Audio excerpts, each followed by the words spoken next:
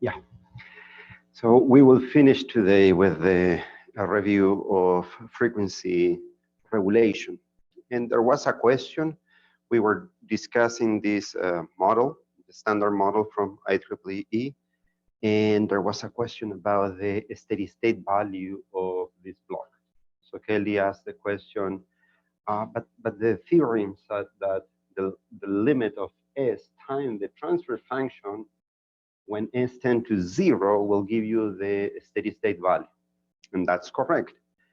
But what we need to consider here in our model, and because we're studying frequency excursion, frequency regulation, we're assuming that there is a step change in the power. So the system is subject to a step change. So what is the Laplace transformation of the step change function? 1 over S. So now we need to add that block into our transfer function as well. The input is going to be the step function. So the transformation of that is 1 over S, which multiplied by S gets canceled. At the end, the limit when this S tends to 0 is exactly making S 0 in the transfer function itself. And that's why we can see in this block, we can see that the outcome of this when S tends to 0 is basically K1 multiplied by the frequency error. But this is because we have a step change. Yeah? And I have that in MATLAB as well. So I open Simulink and I put a transfer function there, and we have the step change here, and this is the gain that in this case we're assuming that the speed regulation constant is 5%. So 1 over 0.05 will give you 20. So if we run this, then we open this plot. I don't know where is this plot. There.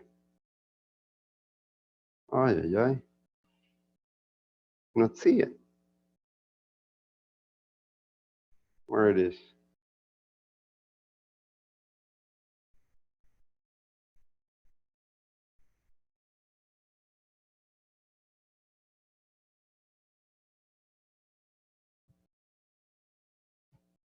I cannot see it.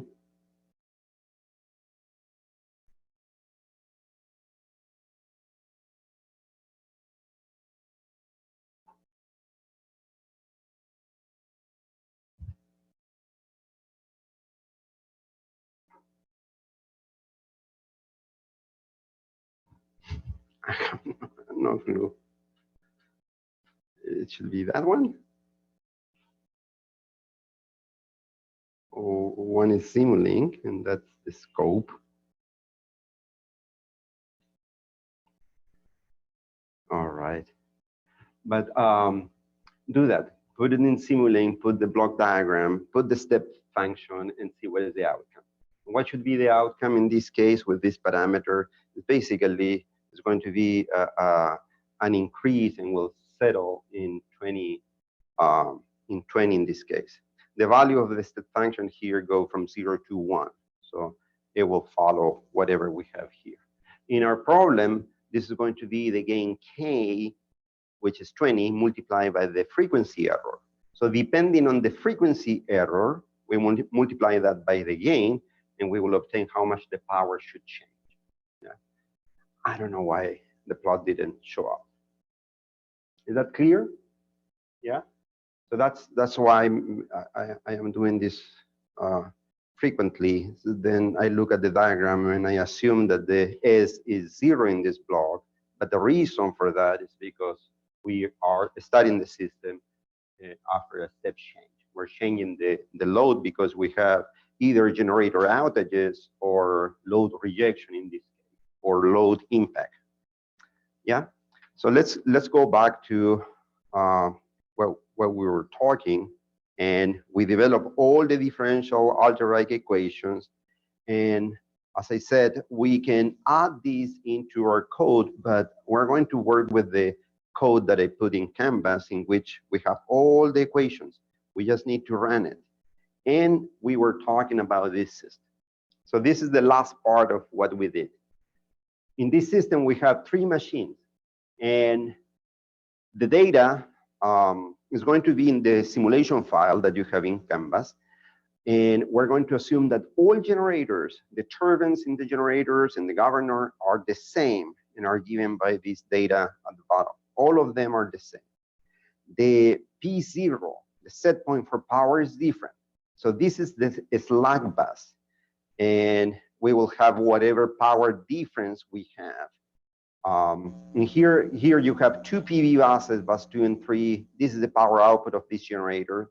So basically, if the system doesn't have any losses, we will take the power from the load, 100 plus 90 plus 125.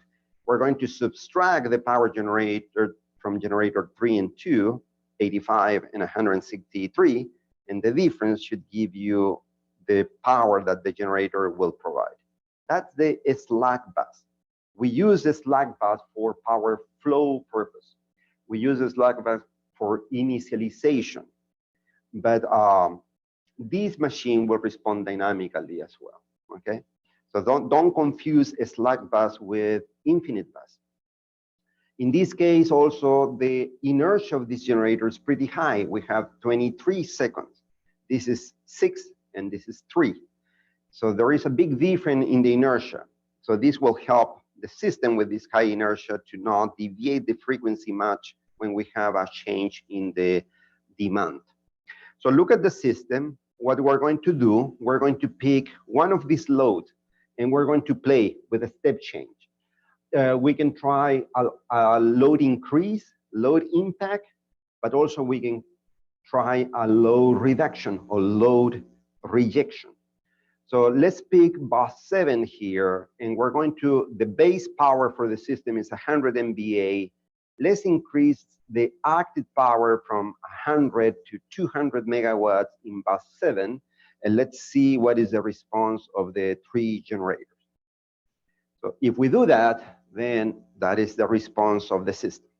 You have the frequency in all the generators kind of follow together, all of them, and there is a large deviation in the frequency, and that's what we're going to call the frequency nadir.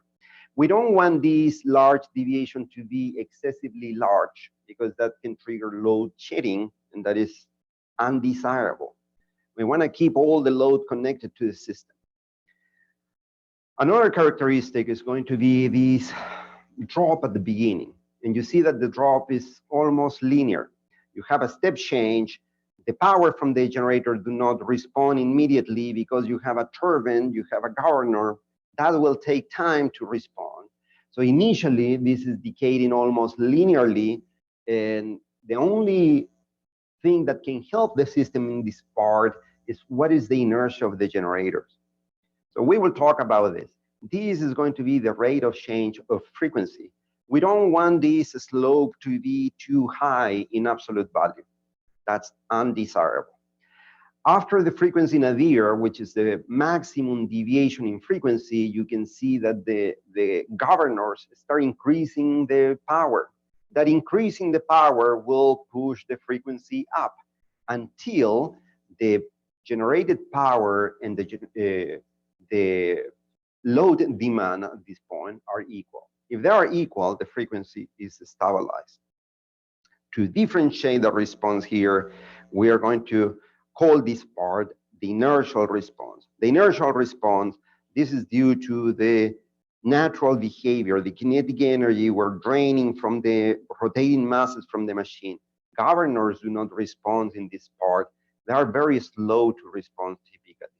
But the other part that you see here is going to be the governor response. The governor response will be in charge of stopping that frequency deviation and then stabilizing the frequency at the new steady state point. And this is what happened to the torque. Because the speed is very close to 1 per unit, then this is going to be very similar to the actual power that this generator will inject. So this is the torque. We can see here, if we look at the final value and subtract the initial value, we can see how much is the increase in the power or the torque in this case. So if we use the power equation here, that power deviation from the end, from the beginning, is going to match what is the power change in the load. In this case, we increase it 100 megawatt. So this difference in the three generators, if you sum them all, if the losses are pretty small, let's assume 0, then the sum of the three generators will be equal to 100 megawatts. And that's a response. We can observe here, and we're going to check the simulation soon, but we can observe here that the difference between the final value for the torque and the initial torque should be the same for all of them. Why? Because the speed regulation constant we assume is the same for all of them. So what we consider in this case is 3.3%. Okay? So we're going to play with this now, and we have the code for the system, and we will just run it. So we call the solver. We're going to have a load impact. So the disturbance is the number 2. And then we will pick a bus number that we're going to change the power. So we said that the bus is the number 7. And at this load, we're going to apply an increase or decrease. If we consider an increase in the power, the volume per unit we need to put here is positive. So, and this volume per unit is based on the system base, MVA base. So if I put 1 per unit, that means that the load will increase 100 megawatts in that bus. So we press enter, and then we should have the solution. So this is the solution we have. That's the same plot that we have in the PDF. That's for the torque. This is the behavior for the angle delta, and this is the behavior for the speed. Some of you might ask a question why the angle delta 1 is constant. You may not, but if you ask that question, the reason for this is because power flows depend in the system on angle difference. The power in the lines do not depend on the absolute values of the angle, always power different, and that's how you develop the power flow equation. You remember the power flow equation? So you have the sum, the PK, power as PK was some sum of different terms of cosine and sine of angle difference, right? So you have this term, and let's say you consider all the buses in the system, and I don't remember the whole equation by heart, but this is basically is going to be PK, and this is phasor. It's going to be VK multiplied by IKI. This is the component of the admittance matrix multiplied by VI conjugate. That's the term, and then you get the real part of this, and that's what you're going to obtain for the active power. But when you do this, because of this conjugate, here you will have some magnitude for this complex quantity, but you will have some angle. And the angle you will have here will be the angle for the bus K, and because this is conjugate, you're going to have the angle of the voltage at bus I. And also you will have the angle of this term, let's call it K alpha Ki. So as you can see here, and here you will have a cosine term. As you can see, the power will depend on the angle difference. So that's what will define the power in the system. So for that reason and for simplification here, we're going to assume that the generator at bus 1, which is the slack bus in the power flow solution, we assume that that is the angle reference for everything. So if that is the angle reference for everything, then we will keep it at that value fixed, and all the other angles are going to be measured with respect to that one. So that's a simplification in the simulation. For frequency regulation, this is not that relevant, this angle, so we will pay attention to these two plots, basically. as I told you, we can check here what is the increase in the torque. So we're going to look at the torque in machine 1, 2, and 3. We're going to pick the last value, and we will subtract the initial value. And that will give us the delta torque. For the index of this, we have some index for the variables here. Here we have the indices for the variable. And I want to determine what is the index for the torque, mechanical torque, in the 3 machine. I will copy this function, and I will try for generator 1. So the index Tm is going to be 10. Let me use that variable, idx. This is going to be 10. Then I can try what is the index for the mechanical torque for machine 2. And I repeat the process here. It's 20. So I need to add the other index. And the last one should be 30. 30 it is there. And here we will have the index for the torque in the 3 machines. Yeah. So the solution of our problem here for the simulation is going to be in the variable z.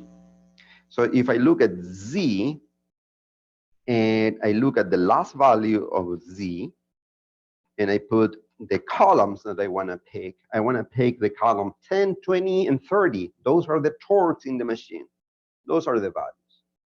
Now, if I do the same, but I subtract the first term, which is the initial value for the torque in all the machines, that is the torque difference. Okay, that's the torque difference. Now, if I can, as you can see, what is the torque difference for all the machines? It's the same. Why? Because we're using the same speed regulation constant. Then I can sum all of this. And if I sum all of these differences, I obtain a total of 0.9102. That is the torque difference from final value minus initial value. That's the difference. How much should be the power? What do you think?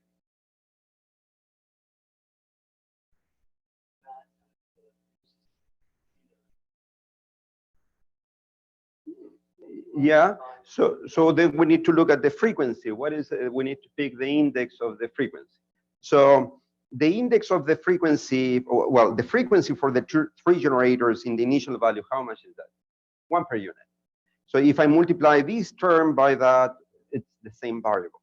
So all that I need to do if we want to calculate power, I need to multiply this last term, which is the torque, multiplied by the frequency of each generator.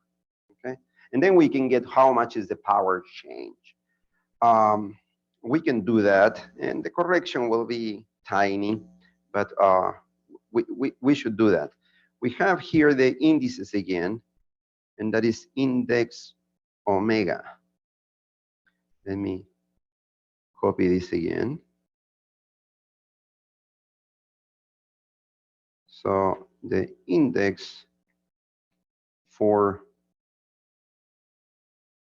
the speed is 4. So the index for the speed, I assume, is going to be 4, 14, and 24 for the 3 machines. Are you with me? Yeah? So basically then, if we multiply this by z and index, speed, all of them, we should have that difference in the power. That is the actual power change we will have when we have this step change in the load in bus 7. Yeah? The actual power we have at the end, we can delete this. That is the increased in the power. No, that's the power output in all the generators in this system. That's the actual power. Are you with me? Are you following me? Maybe I am describing different things here. One per unit. We said 1 per unit, and we're not getting that, right? So how much we're getting? That value per unit. So here there is another thing. When we assume that the loads are represented by constant power, that is very an idealistic model representation. So what we're going to do most of the time in simulation, in power system simulation, we're going to assume that the load will have some behavior with respect to frequency and voltage most of the time. Here, I did not consider, I believe, for this simulation, dependency with frequency, but I did consider a dependency with respect to the voltage. So as we have more load in the system, the voltage in the bus will drop, and the power consumption from that bus will drop as well. Even though initially we consider an increase of 100 MVA, that's 100 MVA at nominal condition. If the voltage in that bus is 1 per unit, then we should have an increase of 100 megawatt for that load. But the voltage in that bus 7 certainly is dropping. That's why we're not getting the same amount of power. So we will consider, and because the index here, not that one, those are indices, data load, this one. So we have the exponential model. Do you remember that exponential model? So for the loads here, we will consider that the load will be an initial value for the power. This is a nominal condition. But if the voltage change, then this will be adjusted in a quadratic fashion. These represent a constant impedance type of load. So as we have more power, the voltage will drop in bus 7, and the actual increase in the power will be decreased. Okay, so bottom line, the total power increase in this system is going to be 0.87 per unit, more or less. Okay, so far, let's wrap this thing up. So the increase in the power in all the generator is the same because the speed regulation constant is the same. Let's look at a different characteristic here. We're going to look at this. So we have a frequency nadir that is about 2%. The frequency is almost, the bottom value of the frequency is almost at 0.998 per unit. But the other response that we have here is the inertial response. How we can improve the inertial response in the system? What can you tell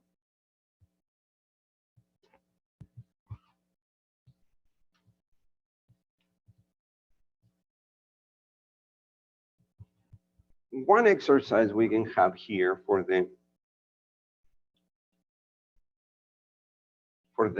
inertial response is going to be the following. So we have the frequency, which is at 1 per unit, and all of a sudden here we have the step change in the load, an increase of the nominal power in 1 per unit in this case. So we have initially the governors cannot respond. So we can have an approximation of what happened in that part of the system in time. So what we have here, we have 3 machines. So for the first machine, the equation that we have is going to be this one. And here you have the mechanical power in machine 1, mechanical torque in machine 1, minus the electrical torque in machine 1. So that's the equation. But for this, we're going to make some simplification. We're going to try to get an idea of how much is that slope. So basically, what we're going to do, we're going to have a linear approximation of this. Instead of using the derivative, we're going to pick 2 points, somewhere here and here, very close to the disturbance.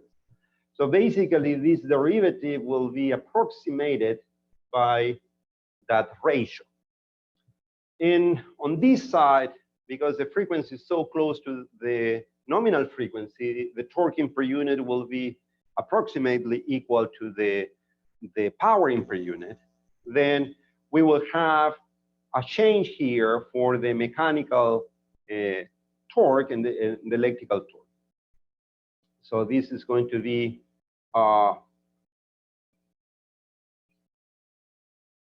something like this. Because we're assuming that the governors are not responding immediately, it's reasonable for us to assume that delta PM1 is going to be 0. So basically here, we have a relationship that will tell us how the speed in machine 1 will change in a given period of time, depending on how much power that machine is injecting and depending on what is the inertia of that generator. Do we know how much power this is injecting? The only thing that we know that because the speed regulation constant is the same for the 3 generator, the only thing that we know, this is the same than the other generators. We don't have any other answer at the moment. Well, but this is good enough. If we have that approximation, we can write again that equation for machine 1. And basically, it's going to be the change in the electrical power. And then we have the same situation for generator 2, the same assumption. We can have an equation for the generator 2, and this is going to be this. And for the last generator, it's going to be that equation. What did you observe in the plot that we had for the frequency? Is there anything that we can say about how is the speed in machine 1, 2, and 3? Very different to oscillations. The response in all of the generators is very similar. There are some oscillation in this system, but the speed is not very different when we're going down in the inertial response. So one assumption we can make here is that the speed, the changes in the speed for all the machines are about the same.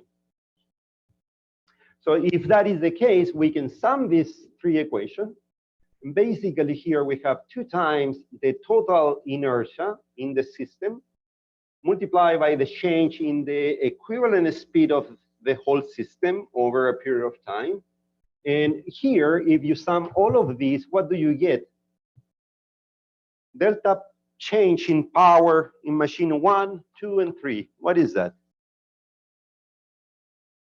It's actually the total electrical power change, right?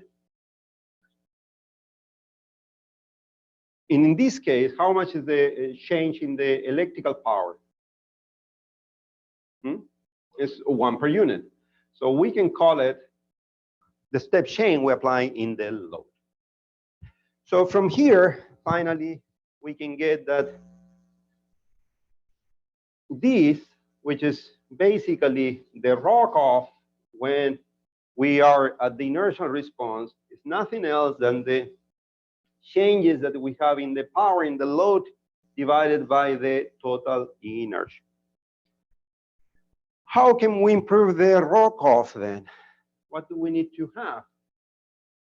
A different inertia.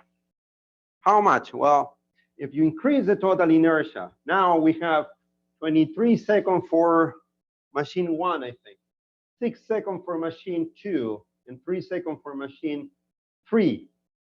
Then this is very high. But if somehow we can increase the sum of all of these, then the ROCOF in the system should be improved. The decay, that inertial response, that decay should not be as fast. That's why we are interested in more inertia. That will give us more time for us to control the frequency. In a system with less inertia, then you will have to rely on fast governor turbines action. And that is sometimes very hard to get. So you can have other type of technology in the system, but probably those are going to be more expensive. Okay, if we use this, let's go back to the plot.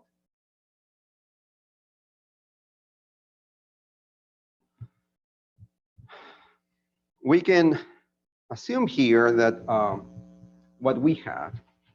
So we have a change in the power. We calculated that change, which is right here, right? This is the power change that we have. So if we have that, the negative of that, and we divide that by the total inertia, the data for generators are right here, that's the inertia. So the total inertia is going to be 23, 3, and 6.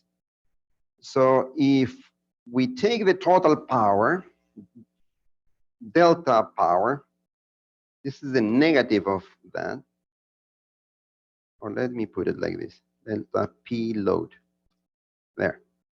So if I have the negative of delta P load divided by 2 times the total inertia, I can get the ROCOF. So that's the ROCOF that we will have. Now, what I'm going to do here, I'm going to plot and see whether we can plot that linear characteristic. What this value is telling you, it's telling you this. So if from 0 to, we move from 0 to 1 second, this is 1. That value right there will tell you exactly how much the frequency should drop, right? So let's plot this in 2 seconds. So if I plot this in 2 seconds, I need to use that value. I will plot x from 0 to 2 seconds. And then I will plot the frequency, which is the first, the initial value is 1 per unit. And the second value at 2 seconds is going to be 2 times the number that you see right there. And let's plot this in red, and let's see what we get. Right there. So as you can see, our assumption is not very off. At the beginning, the governors do not respond much. The power doesn't change immediately.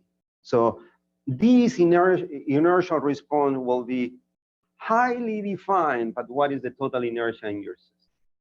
A system with less inertia, that's critical because you will have less time to respond and the frequency might deviate much faster.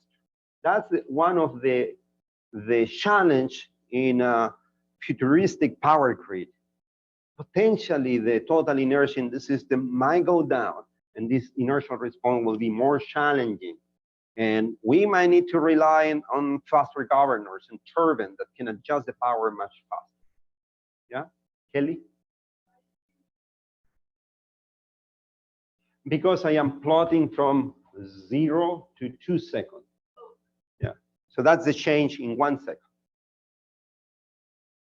Yeah, so how we can improve this? Let's change the inertia. Let's change the inertia first and let's see what we get. And then we're going to change the speed regulation constant. So if we change the inertia, let's make this 10 and 10. Okay, and let's see what we get now. So we run the simulation again, close all figures. We run it again. We're picking bus 7, and the increase is 1 per unit, nominal value. And that is the new response. Ah, darn it, I closed the figure. I closed the figure, huh? But our ROCOF was pretty good. So let's plot the ROCOF again. So the ROCOF we had before, plot this one. This is what we got before.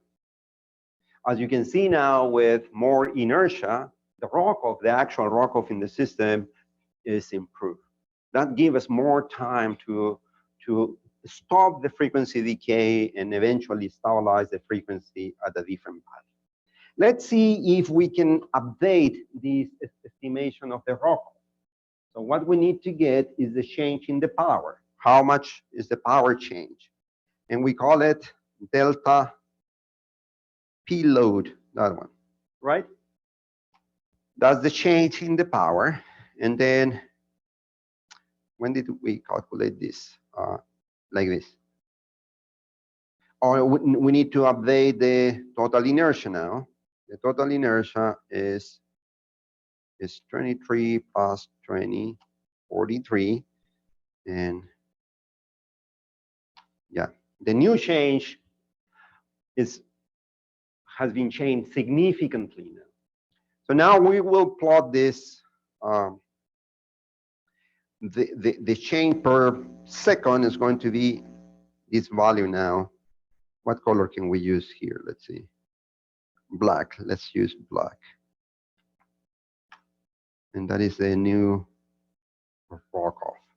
As you can see, is something more adjusted to the actual plot that we have in this system. So here is something important, inertial response. That's the action, the response of the system that is related with the kinetic energy stored in the rotating masses. And that's the first response from the system. Is this important? Yes. Because if the ROCOF is high, this slope is pretty high, the deviation is going to be much larger. And if we don't have fast response in our governor and turbine, the deviation can be very large. In a futuristic system, when we have more renewable energy, the non-conventional type, wind turbines maybe, solar panels, then the inertia in the system might be reduced, relatively speaking. So because you are going to increase the generation sector in your system. But if that increase in power, not in inertia, then relatively speaking, you will have less inertia. Then we might have this inertial response that is going to be more critical. The changes are going to be more important in that inertial response. Question? Maybe like you're talking about a highly renewable system. Let's say you don't have as much inertia, but since you're not relying on thermal power plants governors, maybe you have some sort of energy storage. Yeah. The governor could be much faster responding. That would basically improve the. So the governors are for the conventional power plant. Yeah, right. With batteries or any others. Right. So even if the inertia is long, if you have, takes in very quickly. yeah, if we have very good storage energy and we can control it fast, yeah, that can be something that can be solved. And still, what you have here in the rotating masses in the generator respond immediately. There is a change in the power. Immediately, they will respond and provide the power deficit. It's instantaneous by definition. These are synchronous generators. So if you have energy storage, you will need to emulate that behavior. So you will have a control system that needs to be fast, but it's not going to be instantaneous. So some delay, you will have some delay there because of communication, control, and action. So it will be good, but not as good as this one. Yeah. So, okay, that's one point. The other aspect we were going to discuss here is the speed regulation constant. I think that I have 3 here and 6. The data said that this was 6 and 3. The other is the speed regulation constant. So the speed regulation constant is right here, K. This is K. So with this one, we have 3.3%. That means that if all the generators are injecting 0 power, the frequency needs to drop 3.3% so they can inject full power, right? Nominal power. So that's the meaning. What about if we change this? I said before that maybe 20 is a typical value for this. So what about if we use different values here? Let's use 20 for this one. So now generator 1, that is injecting this power, 56.4. That's the slack bus in our system. Has a speed regulation constant of 5%. What do you think will happen? Is this generator is going to inject more or less power that we have calculated?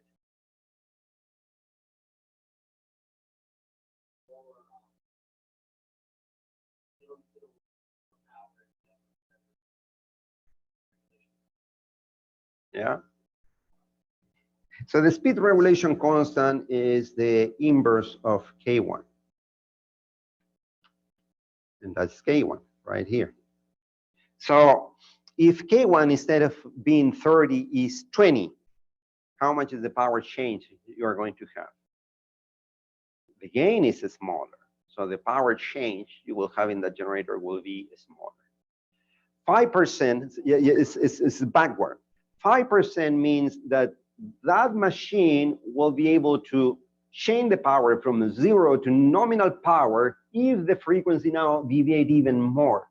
So basically, you're reducing the participation in the load sharing for that generator. It will inject less power now. If you're injecting less power from that generator, what do you think with delta frequency, the new stabilized value for the frequency? This one, what do you think? Will be higher or smaller? Or maybe will be the same? Let's try it. So if we change the speed regulation constant here to 20, let's plot it again.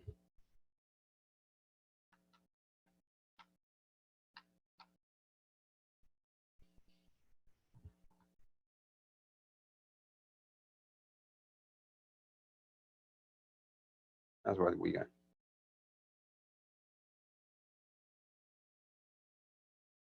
So the new response, let's not get lost here, is the one at the bottom.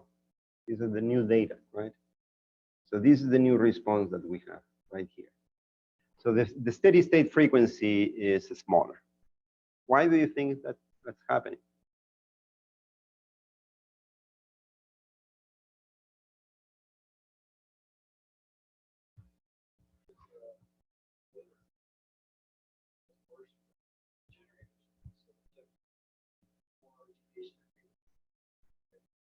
Right, right. Exactly. That's the reason, and we can explain that with the plot. Let me do it here for clarity.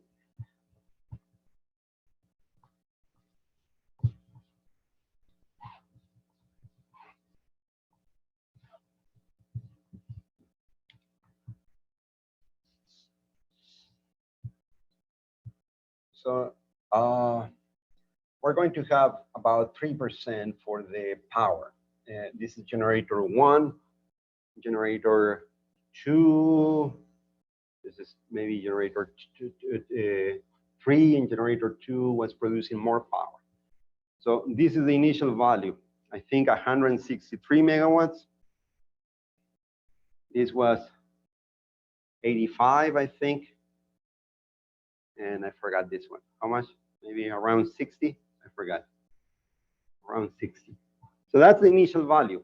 And at this point, we were in a steady state, and that was the nominal frequency in the system.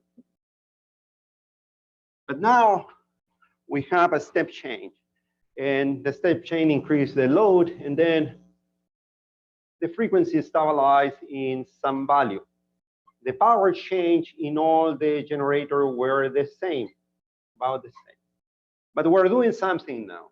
We pick this generator, generator 1, and now instead of a speed regulation constant of 3.3%, we're considering 5%. So the drop in this generator will be more significant. That drop now, because you have 5% of speed regulation constant, that means that that generator at the same frequency we have before is going to inject less power, right? So if this inject less power, then we're not going to be able to balance what is the demand in the system. So for that reason, then now with that new regulation, the speed needs to drop even farther to finally meet whatever is the new increased power from all the generator to balance the load. So if we put speed regulation constant that are higher in the generator, you're going to expect that. So that's an outcome of this. Of course, it would be convenient to have a very small speed regulation constant, but would the technology allow that? That's something you need to consider. You might have whole power plant. Well, you cannot expect to have a very low speed regulation constant. Or you might have gas turbine. Then you can do it. That technology will be able to respond much faster, and then you can use a much lower speed regulation constant. Any question? So if one generator has, for example, very bad radiation constant, will the other generators for the same power and balance pick up more power? Yeah. So this speed regulation constant is, in other terms, is basically how we're going to distribute the load in the generator. You're at an operating point. So if you put a higher speed regulation constant in one generator, then the rest of the generator needs to generate more. Yes, yes. The tricky thing is kind of reverse here. You know, we think about a higher speed regulation constant is going to lead to less power. So be careful with that definition. All right.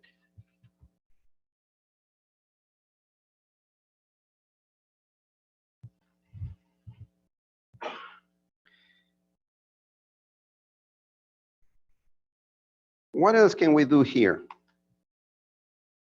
You have the system and you can play with this. What do you see here? This is a typical response. You see the stabilized frequencies here, but then you have a frequency in the ear that is much larger. The frequency keeps going down, but at some point the deviation is stopped, and then it's recovered and pushed up, not to the initial speed or frequency, but somewhere in between, closer, better. We stabilize the frequency.